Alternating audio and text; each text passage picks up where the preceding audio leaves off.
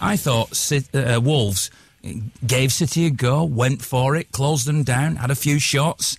I thought the crowd was great. I thought the atmosphere behind the goal was particularly good. It was sort of Crystal Palace type standard.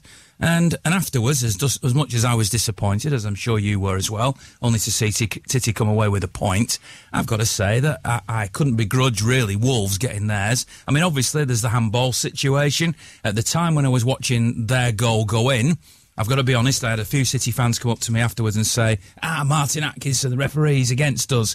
And I said, well, listen, I was sat there, I had a good view of it. I didn't notice it was handball. I then watched, all right, on a little monitor in the press box, I saw a replay, and it didn't look like handball on that replay. I then got home at night, watched it on Match of the Day, and after I'd watched 4 replays, I thought, well, obviously, it was handball. But I couldn't have really blamed the referee. VAR you can debate about, but I couldn't really have blamed the referee. So did Wolves deserve a point, do you think? I suppose in a way that you've quantified it, you can see why that would be the case. I mean, certainly they earned the right to play to begin with. They passed the ball well and they got into good areas. They exploited our players going forward. Okay, be it once or twice, Vinny, he made a poor pass, and by his standards, it was a poor pass. So uncharacteristic. And it is, because Vinny's been superb. He did it twice, actually. Didn't he? Yeah, and again, obviously that's also testament to how they pressed. And they had that belief about going at City as well, and had some really good moments. And to be fair, they should have had a couple. Like you say, the first goal, we've all seen it, in real time, and didn't see the handball. So fair's fair, and VAR would have cleared that one up, but that isn't the case. We created some really, really good chances as well. And that was the frustrating bit, aside of, like we spoke before, didn't we, about hitting the woodwork several occasions. Yeah. And again... Great save by the keeper from Raheem Sterling. That's right, and what a strike from Raheem as well. He got over the ball and kept it down beautifully.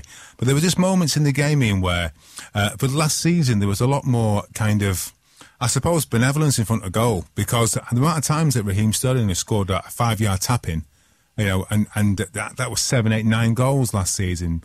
And there was times where we're into very good areas, and okay, it was a half chance, and you take a half chance, but because of how we play, that if you square that ball 6-yard box, Sergio's there, David Silva's there, there's players that are chomping at the bit to score a tap-in. And there was 2 or 3 occasions where we could have done that and didn't do that. I mean, Sergio was guilty of it on one occasion where actually it was a difficult one, but there was 2 players that were right close to him. Do you remember when I think it was Bolly who just made the challenge in the last second? But if he squares that to Raheem, he's got an open goal. And the same with Gundogan's chance. Okay, on his left foot, it was early in the game, but even so, if he controls that and passes it across the 6-yard box in front of the centre half, then Sergio's there, David's there to tap it in. So there's a frustration there because, if we'd have been, more patient and used a bit more guile in front of goal, I think we would have beaten them, and it would have been 2-3-1. But absolutely get why you're saying what you're saying, because they got into good areas, created good chances, and they played really good football. And so I think lots of clubs, lots of fans as well across the Premier League are going to be surprised by the quality in Wolves' side. And I think their home base is going to be it's going to be tough for the top teams, for any team to get a result there. So it shows you that at this point in the season as well, 3 games under our belt. It's not a case of deciding the title anywhere near now, but after 9-10 games, then you're starting to see those patterns develop, and that's when you're going to see maybe 1 or 2 teams dropping off, i.e. your Watfords of this world, no disrespect.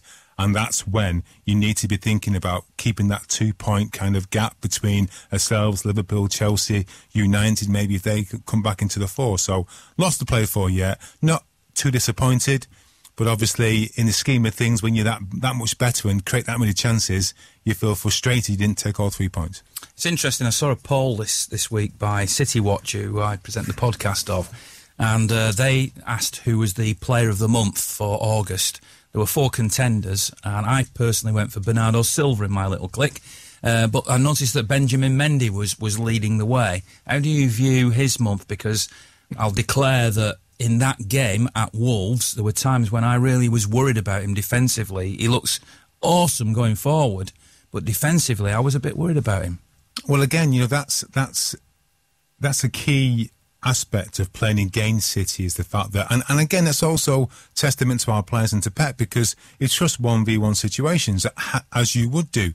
But that's always a case of when the ball breaks down, you're in a good position to be able to manage it. So obviously, you're not going to go one-to-one with, say, Vinny and Salah in terms of pace. But in terms of positional sense, to be able to nick the ball, to block him using your body, to hold him up, to get players behind you, that's when you do that. But you're right. Ironically, we had Benjamin Mendy going forward at every given opportunity, whereas because of how Bernardo was playing and he was hugging the touchline, there wasn't really any space for Curle to get into. So he wasn't as effective on the right-hand side, which was quite interesting. And again, as much as you get loads of quality with Bernardo Silva, and he keeps the ball well, great delivery, good passes, in the 6-yard line, breaks the lines beautifully. He doesn't get beyond people, really, does he? That's not his game. And if you play that side well and double up, there's no space for Curle to play into. So not that he's redundant, but therefore he's having to come inside or having to almost do a Terry Phelan overlap off the pitch to try and get on the ball. So again, that's testament to Wolves, how they set up. But certainly Benjamin, there's going to be times where he is high up the pitch. Maybe with Leroy Sané doesn't have to be, but just being selective in how and when. I think as the games progress and you come against the better teams, both he and Pep will realise that he's going to have to be more selective when he gets forward. But you say his quality into the box is unquestionable, and the ball for Gabriel Jesus, if he heads it anywhere else, he scores. And I mean, those are the crosses that you just can't defend against. A bit like a Kevin De Bruyne cross, really. So I can see why he would be up there. And to be honest with you, in the scheme of things, I probably suggest with him being out as well and just coming back and hardly playing any football in the World Cup, he's come back absolutely flying, and he'd get my vote. Fair enough. Now, obviously, City only got the point in that game and Liverpool won, and most people regard, and I believe, that Liverpool will be City's main contenders this season. Is there a worry at all? I know it's only 2 points, I know it's only 3 matches into the season, but is there any worry that, if they carry on winning, that there becomes a bit of pressure on City and that the whole dynamic's different than it was last year? Because if you remember last season, 2 games in, the Everton draw, and then 18, I think it was, successive victories. Have City got to go on an 18 win sequence now to keep Liverpool at bay? I think that's how we want it, and we want it to be tighter this season. We want it to be really challenged and to see how our team deals with that pressure. Obviously, missing Kevin De Bruyne, I don't care what anyone says, no team have got 2 Kevin De Bruynes in the side, as they haven't got 2 Mo Salahs. So you're going to miss Kevin. So it's how you manage that situation. But absolutely right, you've got to then think, okay, if we don't get a result in the next game, 2 points become 5 points potentially. All of a sudden, there's a little gap appearing. But I don't believe Pep's concerned about that. And I believe that all of our players, are so determined and are so focused on the next game, that especially at home, that I don't see that being an issue. But now there's a different expectation of Liverpool, which they're not used to. I mean, Stuart Pearce did a piece to, I think it was in the paper, whatever, saying that he believes they're now favourites because they've got the eye of the tiger. I mean, whatever that means.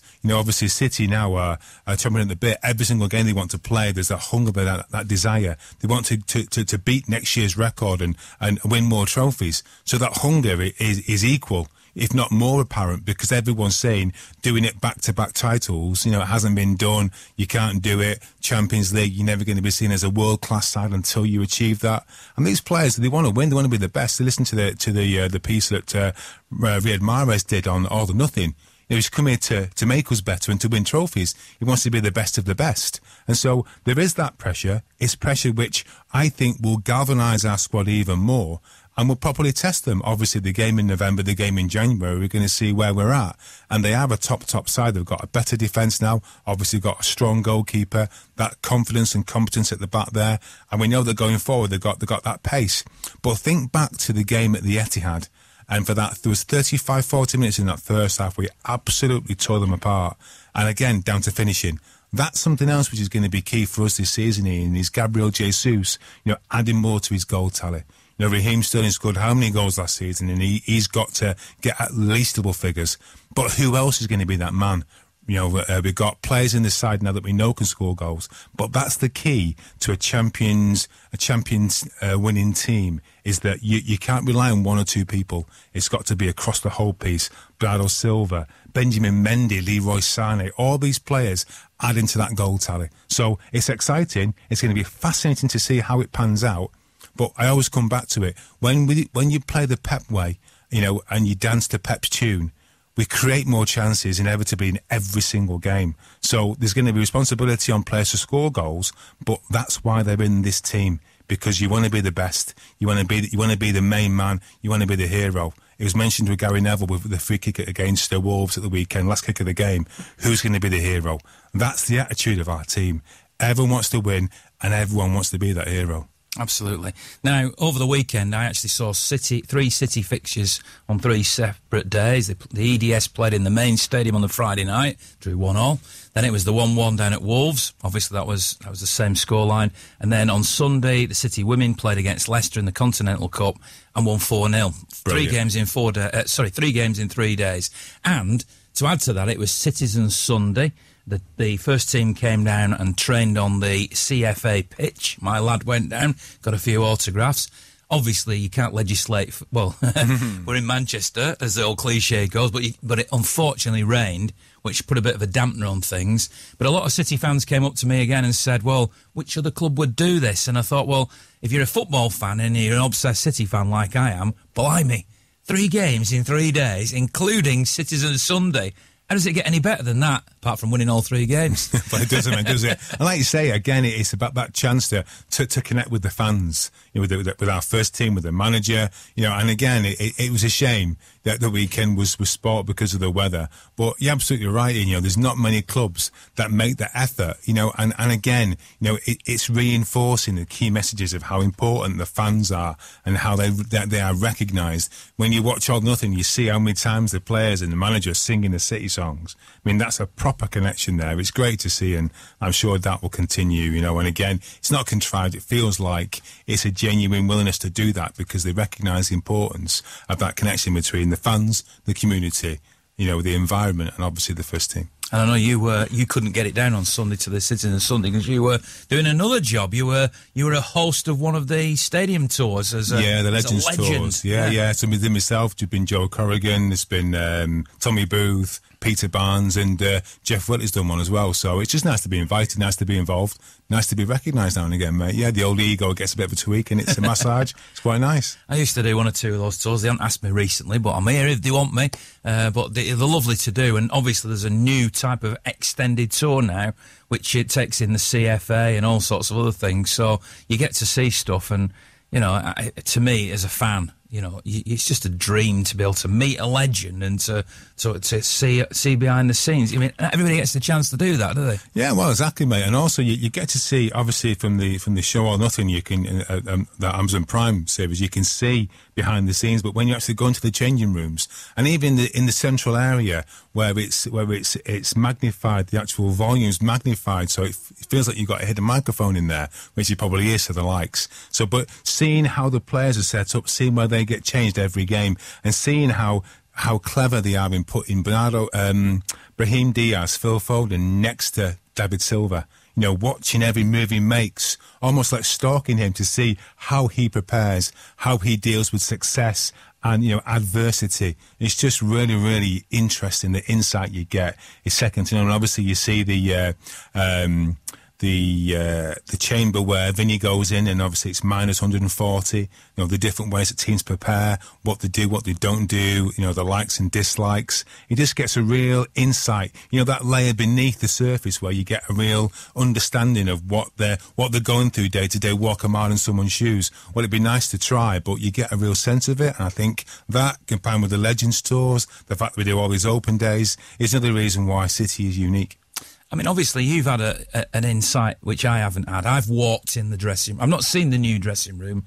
Oh, no, I have. I have seen the new circular dressing room at the academy. I've not seen it in the stadium, but I've seen it in the academy. You have got dressed in those dressing rooms, and I suppose the sort of really dumbed-down Carl Pilkington way of looking at it would be, it's just a dressing room. What difference does it make? Does it make a difference? Because you must have been in, some really horrible sort of... Well, you're laughing already, dressing rooms. And then you've got this circular one. What difference does it make to a player, that? Well, I think first and foremost, it's that that sense of being settled in an environment, being used to an environment, because when you're going out there, you're going out to not just our fan base, but potentially to billions of people, you know, obviously with Sky TV, all the rest of it, you know, that preparation has got to be just right. You know, everyone's got their little idiosyncrasies, that type of thing, you know, and every player has to prepare, you know, in the right way for them to be able to undertake what they're going to undertake. So the environment's got to be key, you know, obviously. So the fact that it's bright, for example, and it's circular, and so you're looking at all your teammates all the time. Does that make a difference? It does. It does, because you're obviously you're catching the eye of all of your teammates, but it's as much for the manager.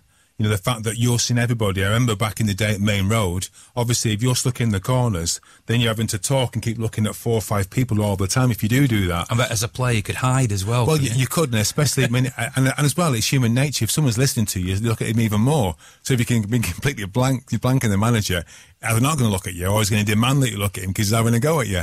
But at the same time, you know, it was different. But all of that, the fact that there was the sort of preparation area, the warm-up areas, which has got all the individual bits and pieces which you'd need.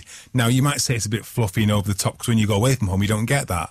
But that preparation then is in the hotel. It's beforehand. We've got lots of staff. And I said to you, some of the medical staff will know the players' bodies better than their own wives will. Do you know what I mean? It's like, it's that attention to detail, especially with players like Vincent Kompany have got long-standing, old, chronic injuries that are being managed all the time. You know, so it's massively important that the environment tenders for everything that the players can possibly need, so that when they go out there, they're as near to 100% as they're ever going to be. And then they can be at their best to undertake the plans that Pep sets out for them. Because, mate, back in the day, I don't remember any game where I was 100% fit. Any game, none of us were. You know, it's always some niggle or some bruised rib or swollen ankle or bad back that you had to mask in some way, shape or form. These guys today, they're looked after, as lots of other clubs are, but the environment creates that assurance for the players that they're going to leave no stone unturned to when they get out there to be at their absolute best. Go on, what's the worst dressing room you've ever been in?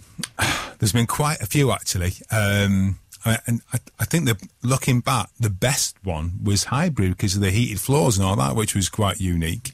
But probably I'd say the worst one back in the day would probably have been the likes of, say, not Wolves, but Hull City, places like that.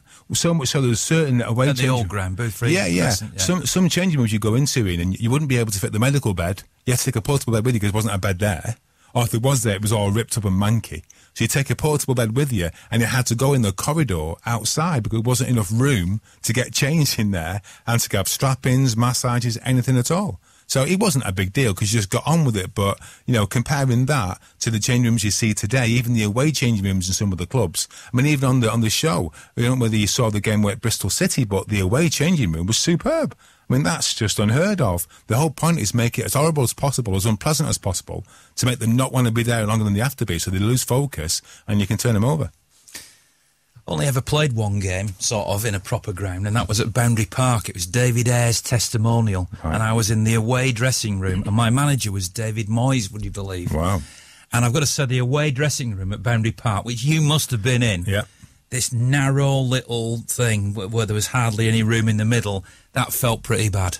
Well, the away and changing room at Chelsea was an L shape, and Mourinho used to always get asked, why is it an L shape? It says L for losers. Quite clever, that, isn't it? Well, he should know. Right, we'll be back straight after this with Keith Curle. Right, joining us next is another former City player, Mr. Keith Curle. Came from Wimbledon, went on to Wolves. You were at Wolves as well. City played Wolves at the weekend. So, who were you rooting for at the weekend, Keith?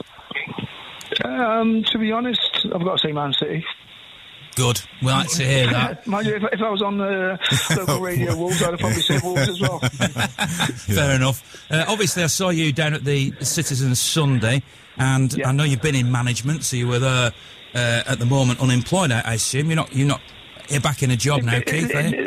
In between jobs. In between jobs. That's a better way of putting it, Curly, That's a great way to put it. It does sound a little bit better, doesn't it? I'm in between putting up a stairgate for me for my granddaughter and decorating my girlfriend's house. I know the feeling. Those jobs as well. I was roped into a lot of work at home today as well, so I'm glad to be here to get away from that. Anyway, Keith, you obviously as a former manager and hopefully a soon-to-be manager again, will be looking at an open training session like you were, and trying to take something from that. What can you learn? And it's a serious question, really, because obviously you're managing at the moment. I've been managing at a lower level.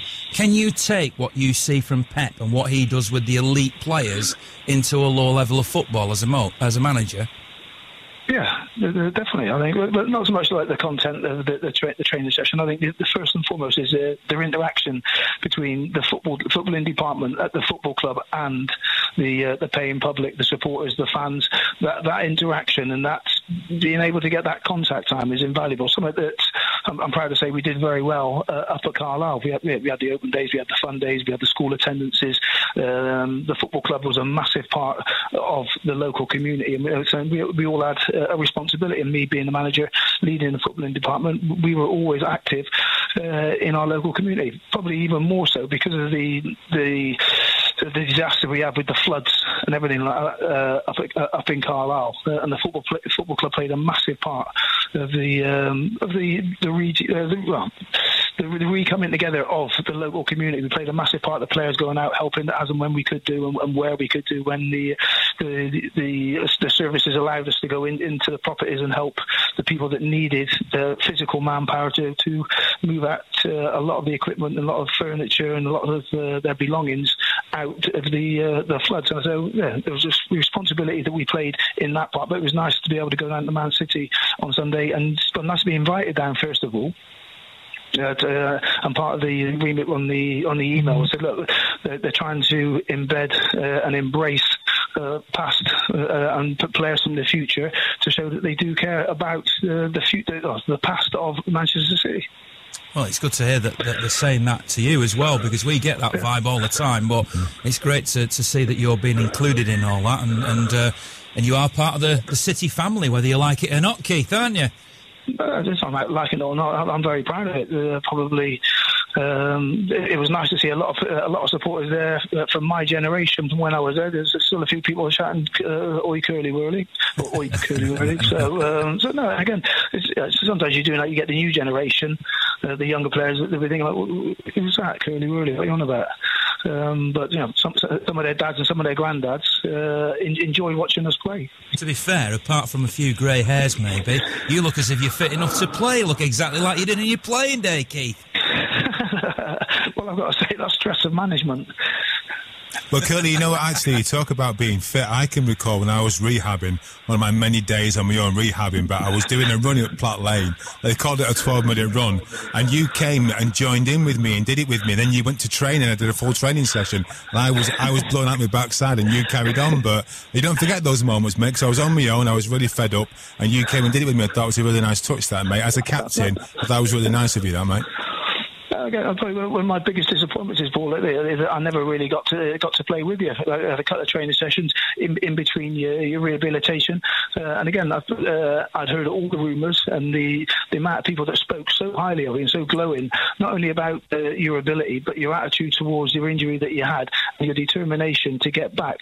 And that's when I first walked into football. They were like, wait until you see Paul Lake play, wait until you see Lakey on the pitch, and it's one of those I couldn't wait.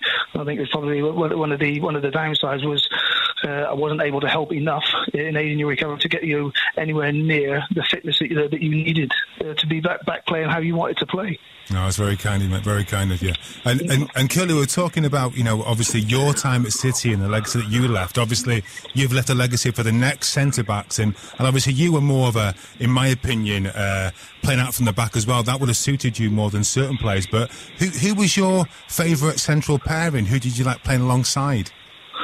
It's strange because when I first went there, it was Steve Redmond and Colin Hendry were the two centre backs in place, and I've got to say, and Colin Hendry went on to have a fantastic career playing up in Scotland, Blackburn, winning the title with Blackburn and everything like that. But footballing wise, I clicked with Steve Redmond. The lad, I think he went on to Oldham. I think he spent a year. But half a year and a half there. But I had an understanding with Redders that we complemented each other very well. We could both handle a football. We were both reliable, consistent, dependable defenders. Whereas I think at the time, Colin was a little bit more. He would make a decision and he would back himself and he would go and commit, which on its day, excellent when it came off. When it didn't come off, we were left stranded at times. So I liked playing with Steve Redmond. I enjoyed playing with Michael Honk as well. He came in. I think he was an ex-centre-back player, and Michael Vonk came in, and he was one of those. He did all the ugly side. He did all the heading, all the tackling, and left me to do all the pretty stuff. But I think we were both built. I was built to do the pretty stuff, and I think Vonk was built to do the ugly stuff. Yeah, well, it's funny, you talk about Vonky, because like you say, he was hard as nails, but for a guy that was 6'3", he had size 7 feet. I've never seen anything like it. I thought he was going to fall over. You know what I mean? Well, he didn't use his feet much, did he? Not really, no, you're absolutely right. But also, Curle, in terms of your development into management, how did you, look at managers like, for instance, Peter Reid, what did you pick up from Reedy in terms of his management style? Well, again, Peter was one of the... when Peter bought me, he paid a lot of money for me, so I'm there thinking, he was player manager at the time when I came into the football club. Obviously, his reputation has gone before him, and I've got to say, his personality as a manager was exactly the same as what it was as a player. Fair, aggressive, honest to a degree, but would bend the lines as much as he could do. But he liked good players, and he liked good players in and around him as well. And again, it was a completely different environment that I came into when I came from Wimbledon. That every game for us, we had to be on top of our game. The information, the detail that we had Don Howe, who was the England assistant at the time, and Bobby Gould, and the size of Wimbledon, and we were competing then in the first division, or as the Premier League is now. And I think the first year I went to Wimbledon, we finished the top London club, so above your Tottenham, your Chelseas, your Arsenals. Little Wimbledon finished above them, and that was purely down to detail and our style of play that we implemented, and we affected the opposition that we played against. And then I came to Man City, completely different contrast. Peter Reid knew he had good players. He'd give us a structure and a platform to play from, but then he wanted us to go out and express ourselves. And again, I think that was the side of it that I enjoyed, and probably the side that I've taken into management and into coaching. I'm very big on the structure, in possession, out of possession, but I've got a massive highlight on I want players to go out with that freedom to express themselves, but knowing out of possession, be in position. Obviously, the game's evolved even since you played, Keith, to what it is now. But one of the assets I felt, as Lakey's already said, you were footballing centre-back, that I think would stand you in good stead today was your speed. Was that natural from you? Did you train as a sprinter or over short distance? Because you were electric, weren't you? Well, I nearly went into athletics when I was, I think I was 16 and I got released. By Bristol City. They said that I wasn't, in their opinion, not going to be good enough to make it in the professional ranks, so they didn't offer me an apprenticeship.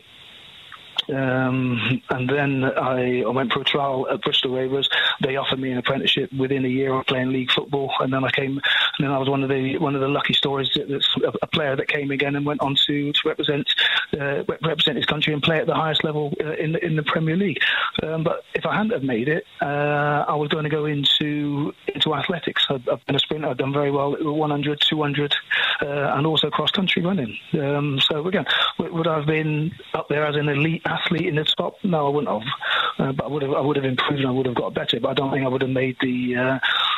I don't think I would have gone on to represent my country at athletics. But so no, I had a determination that I used me speed. But bearing in mind, a lot of people don't know, when I started out as a right winger. And then very quickly I found out you play right wing and you're quick. Everybody wants to kick 10 bales out of you. Yeah. So, I must admit, I enjoyed kicking people more than I enjoyed being kicked. So I had to transition. Terry Cooper, the old England left back, he converted me to a centre back, well, a full back at first, and then a centre back. And that was born out of, because in training I got fed up of being kicked by people like Tony Pulis, who was it was one of the first and second year pros when I was at Bristol Rovers. Imagine going into training every day getting kicked by Tony Pulis and Phil Bater and people like that. I thought, nah, not for me this. So then even in training I used to play at the back. And first game of the season, the centre-back was suspended, and Terry Keeper told me that at the end of pre-season, you're starting the season and you're going to start as centre-back. And it's one of those. It was the right place for you, as far as I'm concerned, Keith. Yeah. And obviously, you'd know Terry Phelan as well, who came from Wimbledon, and he was quick too. He was rapid, but as a fullback, I suppose he'd get kicked more than you would, wouldn't he? Again, people used to say that people used to think that Philo was quicker than me, but he wasn't. But it was because Philo was always on the wing, and so it's easier to watch to monitor somebody's speed when they're going up and down the wing rather than it's going from the middle of the pitch out. And people did so, but no, I love playing with Terry Phelan because he could find that extra yard, and likewise, then he could cheat a little bit at times by nicking an extra yard, knowing that he could get back in. But we had a relationship. We played together for 3 years at Wimbledon. We had a good understanding. I think both of us came to Man City, and we couldn't believe the freedom that we were given to go and express ourselves. Imagine we were at Wimbledon. I remember one of my first training sessions at Wimbledon. I got the ball off I took the ball off a centre forward. I rolled it in the midfield into Laurie Sanchez, and he booted the ball over my head, over the goal, and out of play. I said, "Well, what did you do that for?" He said, "Because that's what I do on a Saturday if you give me the ball." Wow. I said, "I don't want it there." And it was one of those, a very quick learning curve. But that's how we played. We put the ball in areas, and everybody knew. So the two probably big extremities, say from right back to left winger, everybody in between that knew where they had to be and where each other had to be and where the ball was going at any given time. And that's how we got success. Because we couldn't go to Arsenal, Liverpool, Man United, Man City. We couldn't go there and say, "Well, go on, let's have a game of football." Because we weren't good enough at it. So what we did we had a plan, and we said we're going to spoil the game for you. But bear in mind, this is when you could pass the ball back to the goalkeeper. You could pick it up, roll it out. You could roll it back. So we used to go 1-0 up, and then we'd spoil the game for about 70 minutes. That was effective. We enjoyed it. That's what teams do against City. Now, final question to you, Keith. Brilliant to have you on with us tonight. So, right, okay, it's 2018, and imagine if Pep Guardiola walked in right now, sat where Paul's sitting, and he said, "Right, Keith, you can ask me any question in the world. Go on, what's your question?" Where do I sign? That's a great answer. You can't really beat that, can you? You can't beat that, no. But again, it'd be interesting to see. Imagine Pep Guardiola now. Imagine Pep walking into Carlisle. They're 4 points adrift. They've won one game in 23. And there's one of those. Pep is 17 players. Three of them that are injured. You got one suspended for the weekend. And the plan is we need to stay up this year. And there's one of those. Oh, by the way, you haven't got a training ground. You think he could do it? He's got a love of football. So yes, how quickly would he be able to learn that you can't go rolling the ball? Even though I was quite lucky because the pitch that we had at Carlisle was absolutely phenomenal, so we could play. But first and foremost, it wasn't about going out and coaching with my philosophy of how I needed to go out and I needed to win games of football very, very quickly. I think we won 5 out of the first 8. And let me tell you, we played back-to-front football, we played percentage football, and I kept the ball away from my goal as much as possible. But within a year, 18 months, I was able to bring in better players, develop a philosophy, and then we got a reputation of being a team. We wanted to play out, we wanted to play through the lines. We wanted to play penetrative passes, and I attracted better players, and we built ourselves a reputation of being a team that if you let us play, we could cause you problems. But then, likewise, on the other side of it, the pleasing thing was if we needed to go toe-to-toe with a team, we could do it as well. And that's the second division. And again, I was lucky I was given enough time to be able to implement that, and we were successful by staying up. Then I think we had 2 top 10 finishes and a playoff finish within 3 years. So that was the deemed success. Could Pep go in there and get the same results with no money, by the way? Well, let's hope you're back in football soon, Curly Whirly. Thanks very much for joining us tonight. Really appreciate it. Cheers, Curly. Cheers, chaps. Cheers, Laker. I wish you all love. Take care, mate. Keith Curle joining us on Forever Blue. Wow, what a great guest. Yeah, insight. Fantastic. That's what we want. We want an insight into what it's like. And obviously Paul Simpson, ex-City player at Carlisle United as well. Yeah, must be not the graveyard of managers at Carlisle, but certainly it's fostering great talent, mate. There you are. One of the first defeats I saw City have was back in the early 70s at home to Carlisle on a Wednesday night. Oh, and they went down that year, Carlisle.